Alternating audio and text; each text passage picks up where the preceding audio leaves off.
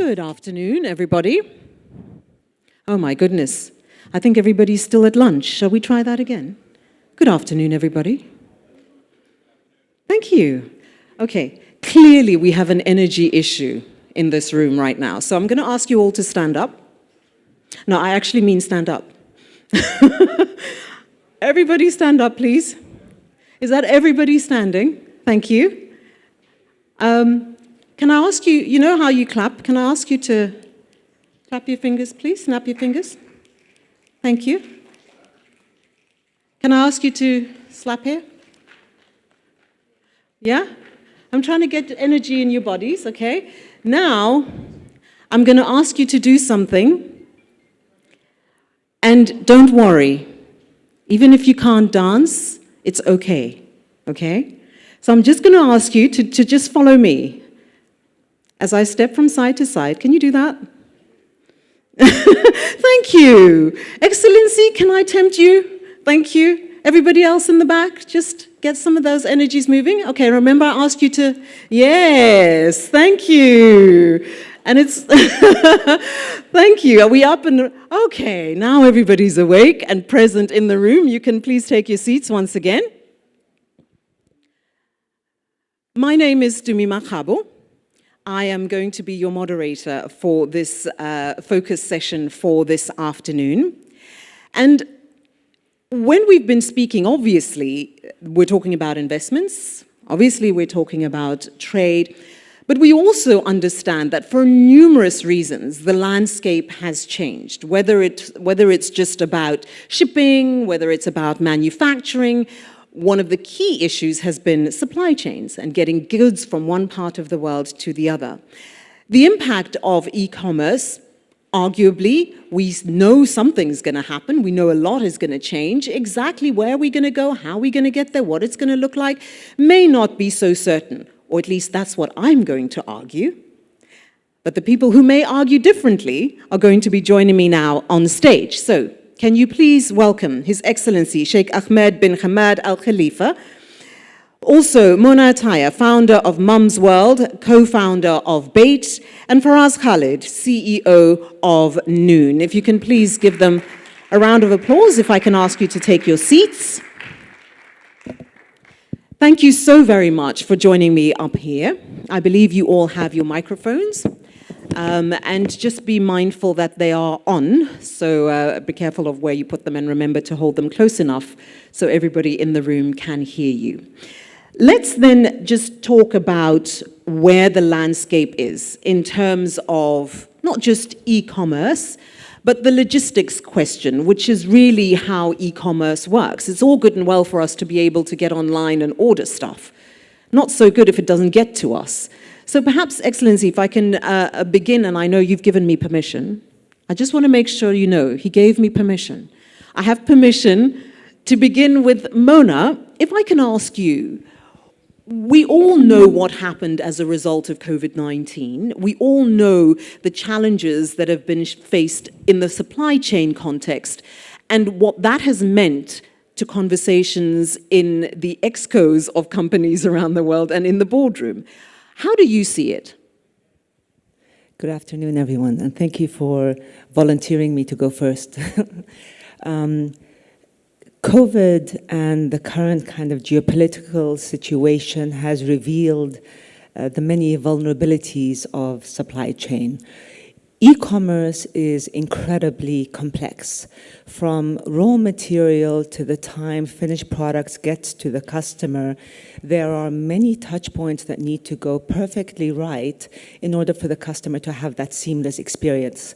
The reality is there are more touch points that can actually go wrong than right. And as a result, what e-commerce has forced the supply chain over the past 10 years really is to become more agile, more resilient, more flexible, faster, more customer-centric, and most importantly, more technology-driven. So I'll start with some of the kind of very big picture trends that we've seen evolve over the years. The first is obviously manufacturing. We've seen a shift in smart manufacturing as e-commerce demands a variety and diversity in manufacturing capabilities, from small batch products to large scale production. So manufacturing facilities have been forced to completely reshape and change the way they operate in order to accommodate not only the variability in these types of production mandates, but also the peaks and valleys. The second thing is fulfillment and distribution centers. Because e-commerce mandates speed to customer, distribution and fulfillment centers are moving closer and closer to the customer to get to the customer faster. The third trend we're seeing is obviously digitization of the entire supply chain. Everything from Internet of Things, automation, robotics, data analytics, all of that is there to create for a more seamless, more robust, and smarter way of operating across all of these touch points, and a more error-free way of operating. The fourth trend we're seeing is a drive to omni-channel. A lot of online players are recognizing that because the customer wants speed to the customer as a mandate, online entities are recognizing that having an offline presence is becoming not a nice to have, but almost essential, through either physical stores, dark stores, or options like click and collect.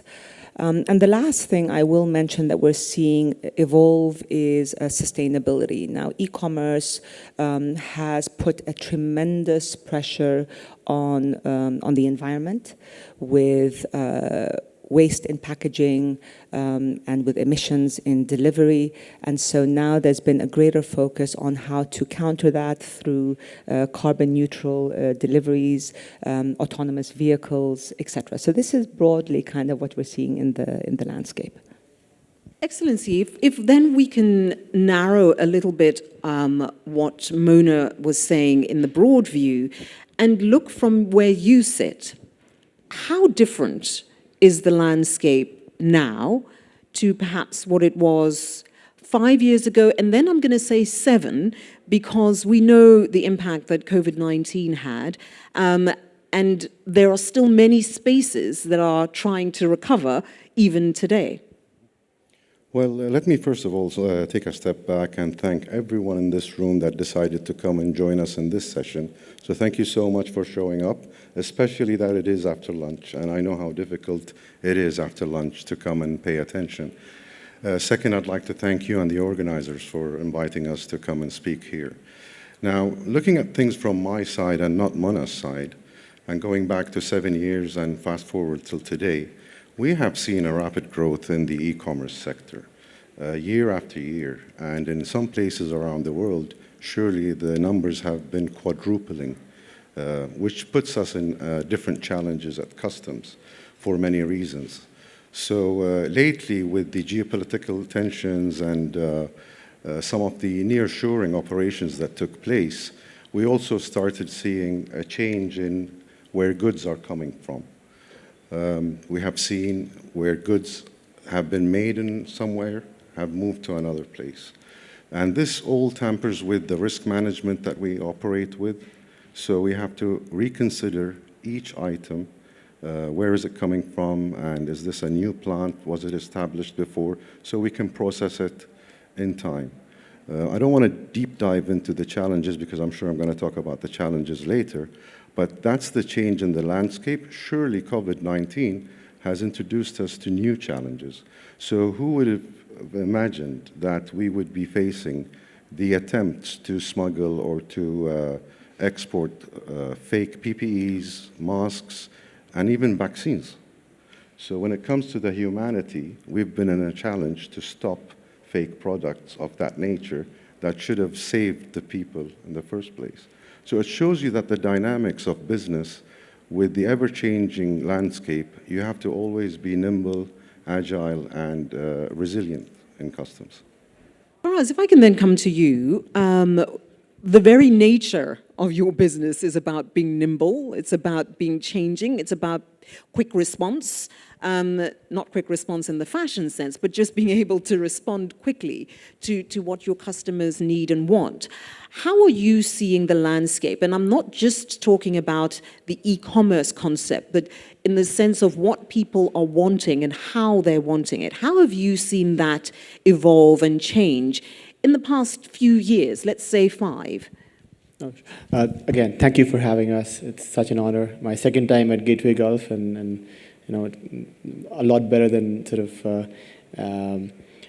most of the conversations we've had today have been so insightful. So thank you for having us, first of all.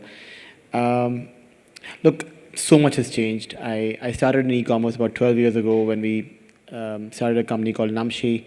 We were buying products that would be produced 3 months after we ordered them, and they would ship 9 months after we, sort of like intended to buy, and then they would sell 6 months after that. So it was something like a 13, 14-month cycle after the buying decision.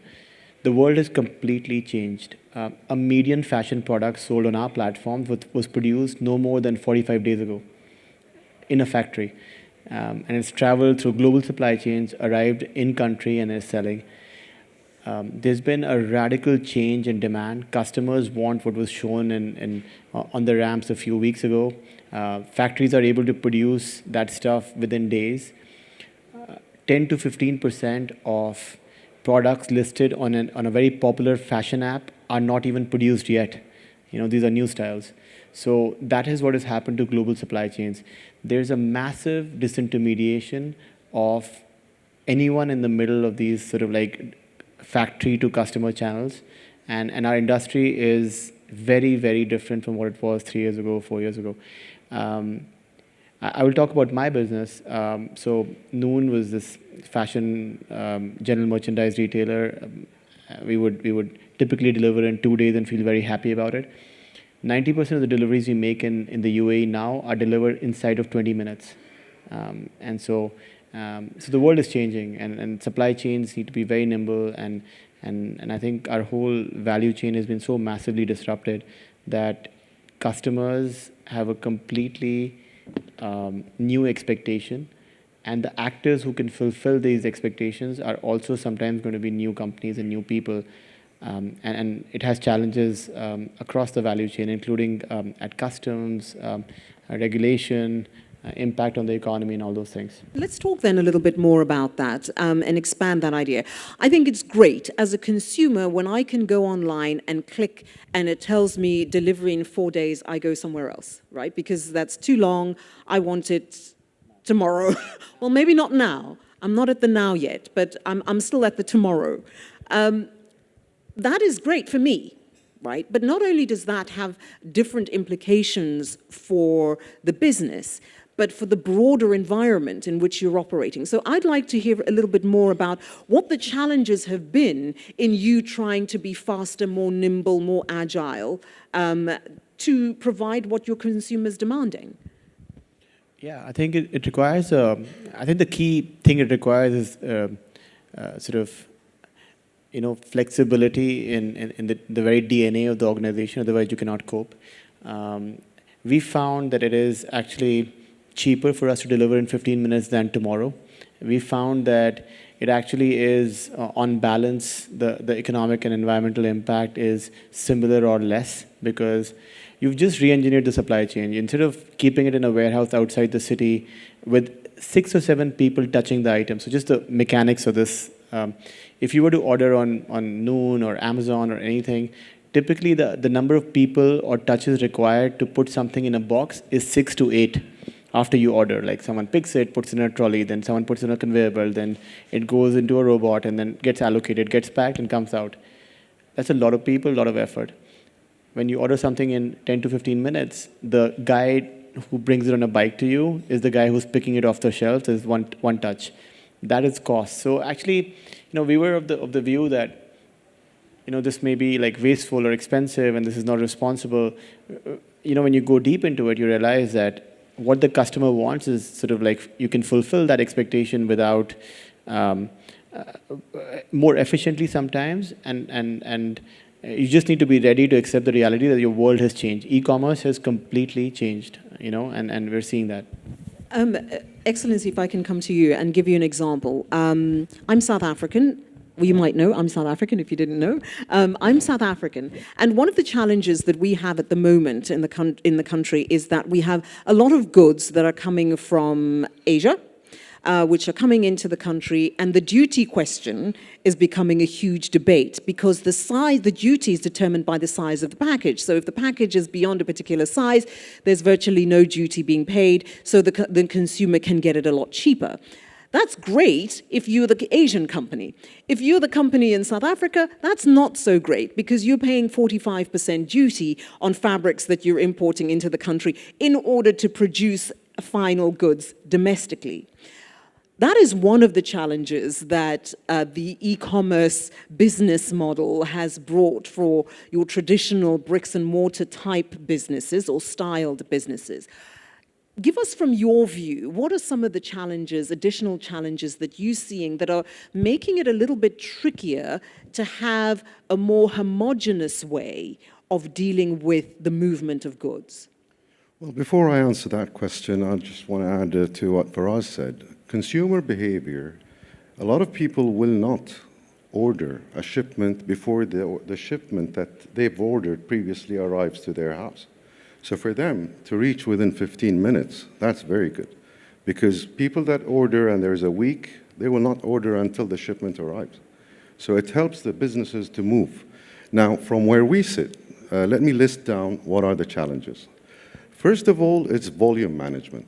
So we are never in the clear of how many shipments will be arriving tomorrow or the day after right now. So this is where, when I suggest solutions and technologies, I might be tapping into volume management. When we have an issue with volume management, we will have also an issue with resource allocation. So when we have an influx of shipments coming via one express courier, and suddenly there's another express courier, I have to move manpower to handle the shipments arriving from each warehouse or company. So that's the second problem.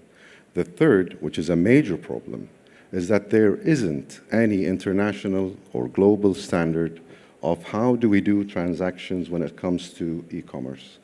And this is challenging because in some parts of the world, this is how they do the business. In some other parts of the world, they do it differently. If you look at the global platforms, they're not similar when you do business. And that's the third challenge. Fourth challenge is, let us talk about risk management. The factors when it comes to risk management in e-commerce, what are we trying to stop here? We are challenged with fraud.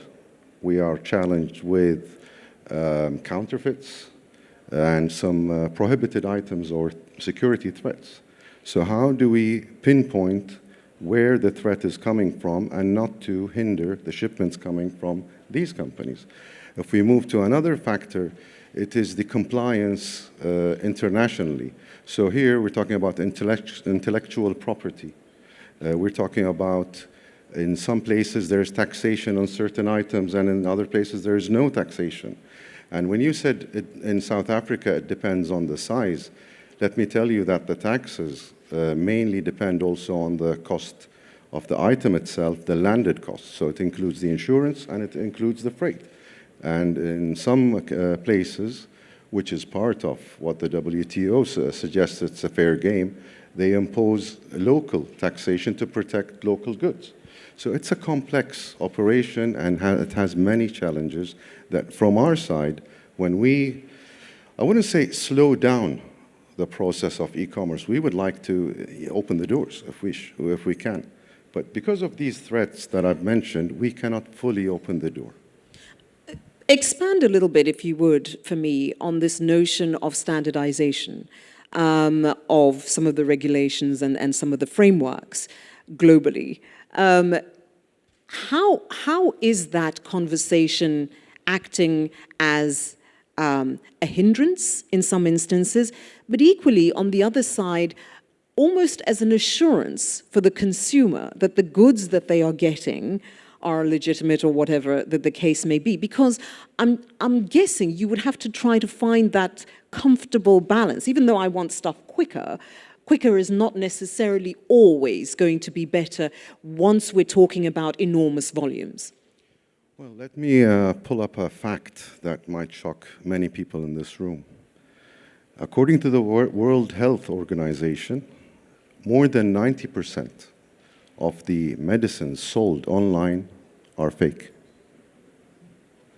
More than 90%. If you talk about food supplements, supplements that helps you when you go to the workout, they're fake. So it's our job with some other government agencies at the border to ensure the safety and security of the people before they consume these medicines. So that's one challenge. Now, when we talk about standardization, everyone will jump on board and say, yes, we are with you. We would like to have one set of data that we would like to work with. But where does it stop? It stops when someone sees that this is going to tilt the transactions or the business towards a certain continent or a certain country. Here comes challenges where there's laws of data privacy, and in elsewhere there is no laws for data privacy. So we are challenged. The good thing is everybody realizes, because of the pressure of e-commerce now and the growth, that something needs to happen. So my anticipation is within the 2 to 3 years coming, the World Trade Organization, which is represented by ministers, the World Customs Organization, which we attend to, will come up with an international framework of standards for e-commerce. And we hope they do. We're going to send them an email and tell them that you said so. It needs to happen. Well, if I can come to you,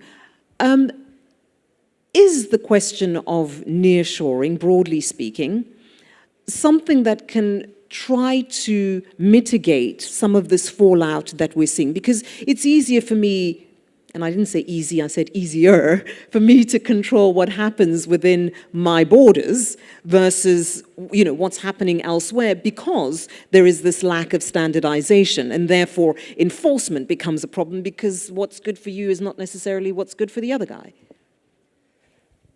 So we've certainly seen a shift towards nearshoring and friendshoring in the last few years because of, again, the vulnerabilities that were exposed with e-commerce because of, particularly now with geopolitics and the pandemic.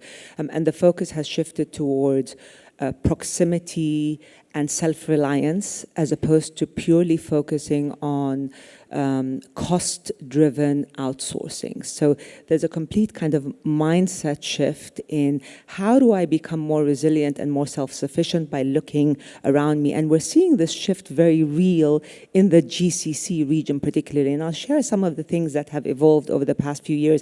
And this ties to what Faraz, you said earlier, because, Noon is able to deliver in 15 minutes, but the reality is the reason they're able to deliver in 15 minutes because of all of the things happening behind the scenes that kind of can accommodate that. So what are some of these things? One is a complete shift in supply chain management. So now companies are looking at how can I look at local and regional suppliers and manufacturers and focus my priority on collaboration and communication with local and regional manufacturers. That's the first. The second is we've seen it across the GCC region with infrastructure investment. So ports, free zones, custom evolution, all of that is evolving to make infrastructure across the GCC in particularly a lot more robust and seamless. The third thing we've seen a lot of investment is in technology, obviously. So supply chain digitization with Internet of Things, robotics, AI. What does this allow you to do? It allows you to better supply-demand planning, inventory management, prediction of highs and lows, transparency across the supply chain. We had no transparency even 5 years ago. Really no transparency. And so that with the digitization of all of our touch points, we're now able to operate much more seamlessly. The fourth thing that we're seeing is harmonization of customs across the GCC in particular, and this is really important. What this means is that all of the legacy bureaucracy in customs and duties, making trade more seamless across the GCC markets. When we launched in the UAE with Mumzworld, they told us, your litmus test of success is if you can actually scale in Saudi. or your litmus test is if you can expand to Bahrain or Kuwait or whatever. Today, that's no longer the litmus test because of the enablers that have been in place through these harmonizations. Yeah. I want to come back to you on a question, but I'm going to go to Faraz first, but I want to come back to you because there's a follow-up to that I'd like to hear your thoughts on. Faraz, if I can then ask you about this.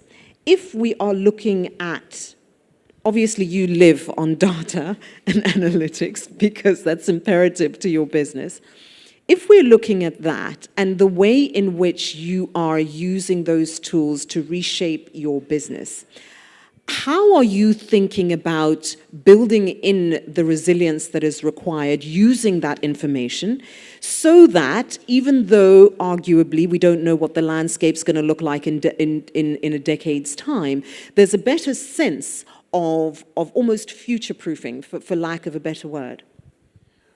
I think, yeah, so it's a great question because at the end, data gives you agility. It gives you the flexibility to reduce your risks. I mean, at the end, it's like risk management. What we've seen with e-commerce is a highly deterministic, highly predictable demand signal. So we actually can, if you stretch the thought, I can, for most polygons, predict how many bags of diapers will be sold in this polygon, right?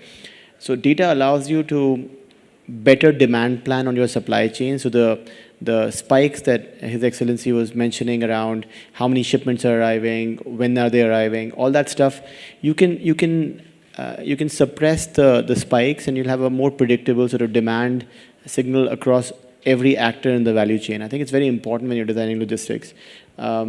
So just to kind of, what data allows you to do from an e-commerce perspective is to feed it back to all the stakeholders and say, hey, this is how much we expect you to be seeing in terms of volume across every single step in the supply chain. And at the end, it has a beautiful effect of controlling risk.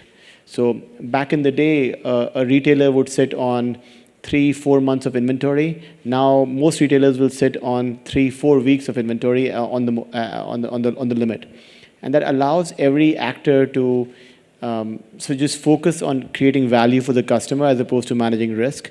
And just one last point I want to say is that transforming the way we think about warehousing.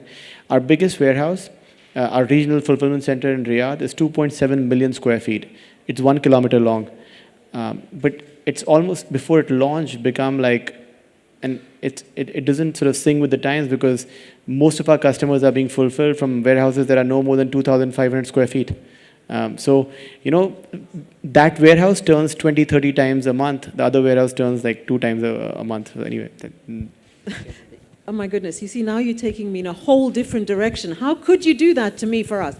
Okay, I want to come back to Mona, but I'm really intrigued by what you just said, so sure. I'll have to come back to you.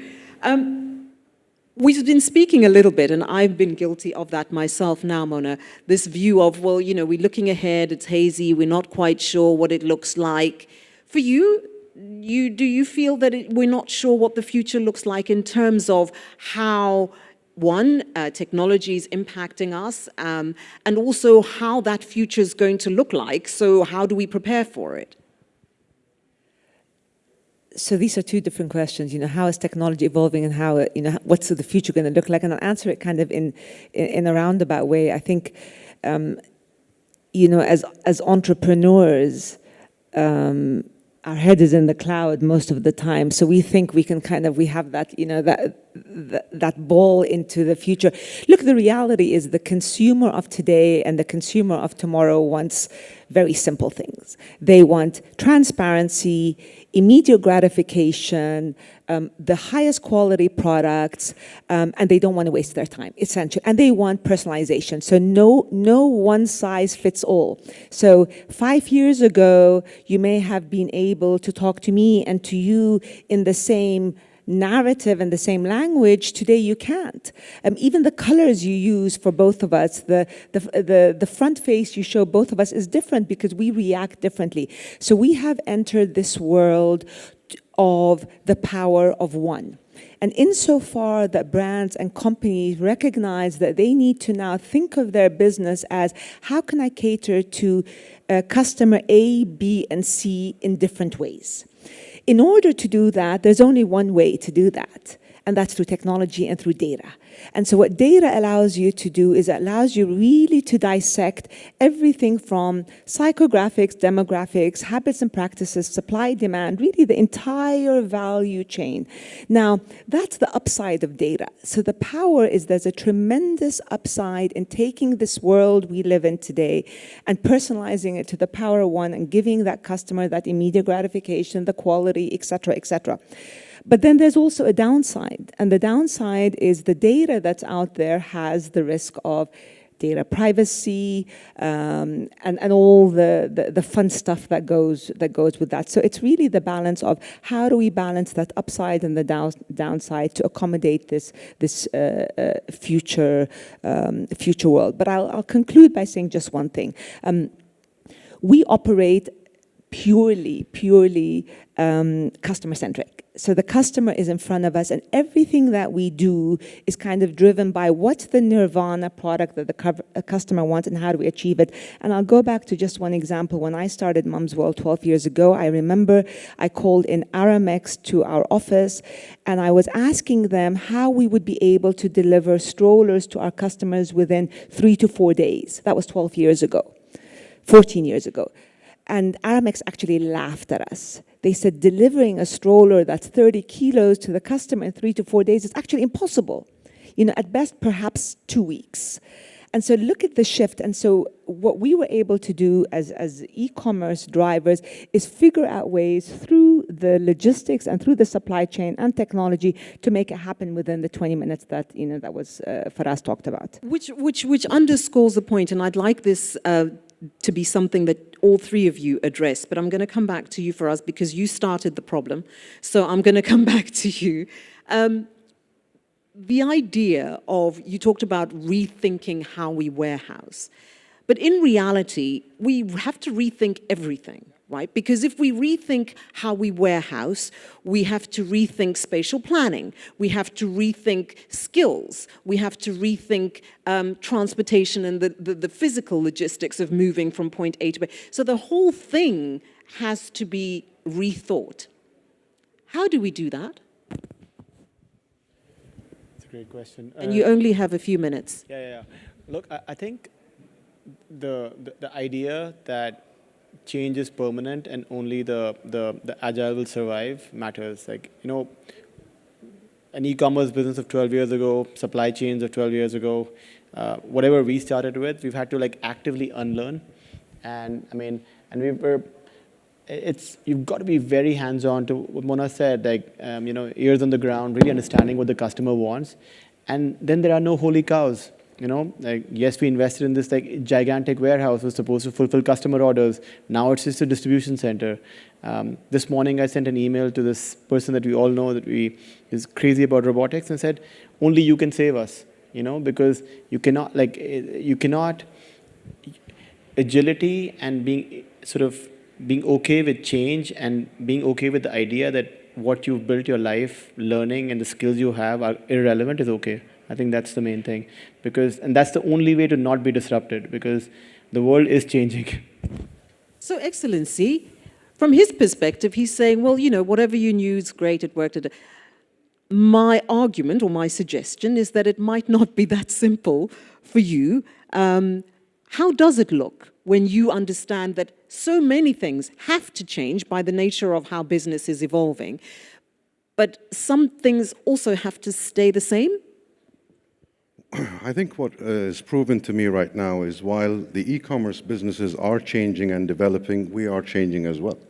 So I'll break it down into two areas. I'll begin with the technological solutions that I would see changing and for what reasons. And then I'll move into the landscape of what we're providing as an ecosystem here in the Kingdom of Bahrain and in the Gulf. So if we talk about technologies, let us look at the supply chain. What I'm expecting, the first things that are in the short term going to help us out is the Internet of Things to help us out in warehousing. I'm expecting 5G technology to help us out. Digitization of the processes, of the payments, the e-commerce, that is the quick wins. If we're going to talk about things like AI and blockchain, I think they will help us out in the medium term for a few reasons. One of the challenges that I talked about is we have to remember that the process of exchange or commerce, it's an exchange or a buying and selling of a product. But there is information that is passed between businesses, information that is passed between businesses and customers, businesses and governments, governments and governments. And currently, they're not connected. They have their means, whether it's an email or a digital platform, but they are not connected. When it comes to technologies such as blockchain, the attempt here is to connect all these blocks, because at the end of the day, we're talking about one transaction that includes everyone. So here's where I see blockchain technology coming in and solving that part. AI, I'll remind you all during COVID when suddenly we found the majority of containers are stuck on the west coast of the United States. Remember that? AI can predict where the containers are moving. If there's a problem in the horizon, they can warn. So AI is another technology that will be coming very soon to help us in certain areas. Now, let's talk about the positive changes that are happening in this region. First of all, in 2 months' time, you will be hearing the beginning steps of the effective implementation of the GCC Customs Union. In 2025, we will have the full GCC Customs Union, which means we will be abolishing internal borders. So goods coming out from the UAE to Bahrain will not be stopped in Saudi Arabia. And that is big news. It's going to change your numbers and how long it takes for goods to arrive. So maybe you're hearing it first here, and this is because we're in Gateway Gulf. I think Faraz is very... He literally was like shaking because he was so excited, because I think that that is a fundamental change. I know that you have a few more comments that you want to make on that point. I'm going to let you do that, but I want to also then get to Mona. So if we can get there fairly quickly. Sure. Well, so that's the first big news. The second is, as you've heard earlier this morning, with the change of the landscape, one of the main things that investors should be looking at is stability and security. And here in this region, this is what we have been emphasizing on, that we have the stability and the security. So when we come to the landscape of the logistics, we can see that we have an abundance of warehouses, bonded areas, expansions at the seaport and the airport. So we are laying the foundation to receive more and more businesses to come here and thrive for the upcoming years. Mona, if I can then ask you, similar question around how we begin understanding that things have to change. How we begin understanding that things have to change. I'm saying, how do we begin the process of changing with the understanding that we can't stay as we are? So as Faraz mentioned earlier, warehousing has to change. We have to rethink that, which means we have to rethink pretty much everything. From your perspective, where do we begin with that change? Sure. So we've already seen a lot of initiatives and drivers across the GCC, particularly in markets like Dubai, Bahrain, even Saudi, where as a start, the public and the private sector are having these conversations. So they are sitting behind closed doors and they're saying, what are the enablers that are needed to drive this future scope that we're looking at? We sitting in Dubai, for example, Dubai has been incredibly forward-thinking in kind of creating these enablers, listening and making them happen fairly quickly. Bahrain is doing the same, and we have a lot of examples on the ground. So I think that the change happens with the public and the private sector coming together and building together. That's the first and the most important thing, because that's where you have enablers that are built with speed and with the real problems in mind, as opposed to just what the government wants or what the private sector wants. So that's the first thing. The second thing is, again, I come back to the end goal, which is what does the customer ultimately want? You have these changes happening at the customs. Faraz almost jumped out of his seat because of that. But the reality is that is customer driven. The customer wants their product, immediately. So how do you accommodate for that? So having these legacy bureaucratic systems, we are at an age right now where I would say we are actually on ground zero.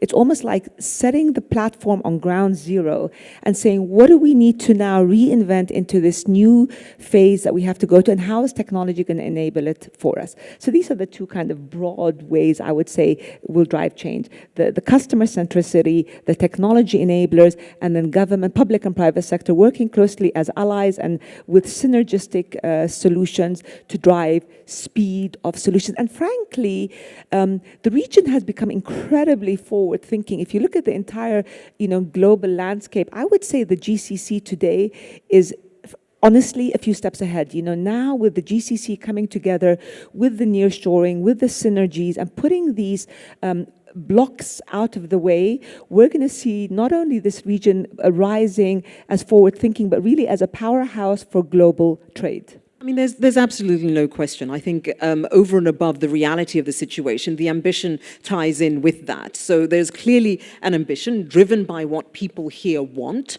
to make it better, to make it easier, meaning that this is going to be an even bigger hub. I was going to say this is going to be a hub. It's already a hub. It's going to be an even bigger hub. So I love to do this because, us moderators love to have our own fun as well when we're on the stage. I'm going to ask each of you to tell me two things that you think when we leave this event tomorrow, or the day after for those who are staying a bit longer, what are the things that we as individuals can go and do which can facilitate better trading environment or preparedness for a future that is going to be so highly driven by, one, consumer centricity, which I think Mona is absolutely 100% correct about, but also this technology side, which is changing how we engage on a daily basis. Two things that you think we can do to make the road easier for each of us. I'm going to start with you, Faraz. Okay. Yeah, look, I think this is all of us do this for a living, so I have to say this event is very special because just in the day we've met so many people who can really help and make a difference, and in that comes the first learning for me, which is that us as the industry and sort of like somewhat like a little bit deep in the subject matter need to work better with our enablers, the government, the regulators, customs, to produce a product together that works very well for the customer. This came out of a spring in August in Tuscany. It was put in a bottle and sent over to Bahrain. It's beautiful, but like, how can we make this bottle come faster? It won't happen if we all work in silos. So my lesson, honestly, and I've had many calls with my team today, is to just seek the right people out, and if we can work, because we tend to work in a silo. We sit in our office and we code and we think that we can solve all our problems like that. I think just what you told me, I didn't know today. So we just need to be better at communicating with the right people, and I think making those partnerships. And the second thing, honestly, is that what Mona said, customer centricity and having a wish list. Like, so I mean, all of us should have a wish list of what would make the customer experience better, and talking to each other, and like just having a wish list for the regulators, because in the old world, like the head of customs would be a very scary figure. Now you're so nice, and I think we should come to you with our wish list, and I think that's my learning today. Thank you, and thank you for being like that. Really appreciate it. Okay, so I have a bias for the region, as you can probably tell. And while I am all for the open economy, and it's essential, I fundamentally believe now we're at this tipping point where the region, the GCC in particular, can really come together and create this powerhouse. What does that mean? That means local job creation. local manufacturing, local suppliers. So this nearshoring and friendshoring, that has begun and has made our lives not only easier, but has made our operations more seamless. I think we need to go full speed ahead with that. And I think we're at the start of something that can continue to evolve. That's the first. The second is upskilling our leaders, upskilling the new generation to accommodate this new world that we have now entered. With AI and with this new kind of supply chain reality, how do we take the new generation of leaders and make sure that they're paving the way so that they are better than us and that they are evolving at faster speed than we did? Excellency? Well, I will put my points in 3 points. First of all... Can we restrict it to 2, please? Well, I cannot. 3. The 3 points are as follows. First of all, for the audience here, I would invite them to tap into the Bahrain Customs Affairs first government virtual center to know more about the processes that we do and how we do business and how can we expedite your businesses. So now we have a virtual center that can help you with any questions, so you can look into that. Second, from my side, as the former chairperson of the World Customs Organization, I will promise that I will continue to push for the international standards of e-commerce to be completed so we can all agree on one sheet on how to do business. And lastly, for my dear colleagues here, these two, you will be invited no later than Q1 2025 to tag team and discuss further on how we can improve business in the Gulf between business and customs and other related parties, and we will organize it through the EDB. So thank you for being with me. He knew that I couldn't say no to anything that he was going to say. Do you want to join? Of course, I'd love to join you. Then we'll send you an invitation. Oh, thank you. Oh, you see, when you're nice, that's what happens. Okay, so if I can summarize in this way, if we make sure that when we're in spaces like this, we connect and we have conversations, to foster and improve collaboration, that we're nice, right?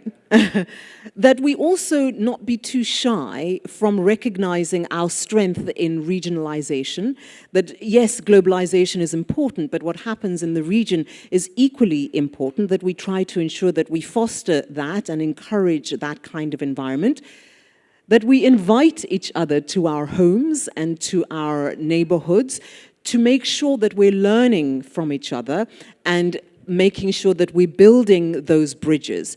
If I were to say that, would you say that that's an accurate reflection of what you said? Okay, terrific. Well, in that case, I think if we take those learnings, we will do very, very well. Excellency, you want to say something else? Just one thing. I don't want Mona to think that I'll ease the shipments of noon coming into Bahrain, so it's going to stay the same. Yeah, you guys can have a bilateral offline. Ladies and gentlemen, or lady and gentlemen, thank you so very much for joining me up here. We are actually out of time. It went really, really quickly. That was 45 minutes. And to you, thank you so much for joining us and for your attention.